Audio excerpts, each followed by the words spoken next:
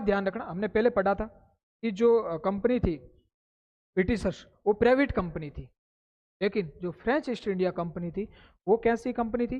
French east India company government trading company थी। कैसी company थी? गवर्नमेंट ट्रेडिंग कंपनी थी। तो ये बात ध्यान रखना, ये गवर्नमेंट कंपनी थी या सरकारी कंपनी थी, प्राइवेट कंपनी नहीं थी। एग्जाम अगर क्वेश्चन पूछ ले और उसके ऑप्शन में ऐसे दिया हो कि British east India company private company थी, ठीक है, French east India company government company थी या सरकारी कंपनी थी, तो पे ध्यान रखना एक प्रकार की सरकारी कंपनी थी, क्योंकि इसका निर्माण भी किसने किया था?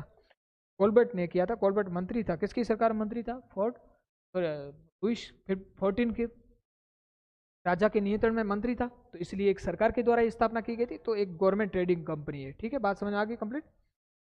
चलो, फिर धीरे धीरे यहाँ व्यापार शुरू हुआ। व्यापार मैंने कहा था कि जब नॉर्थ वाले एरियाज में ये व्यापार करने आते थे, उसी सामान को इनको कहाँ ले जाना पड़ता था? अपने फैक्ट्रीज वाले एरियाज में, पोर्ट वाले एरियाज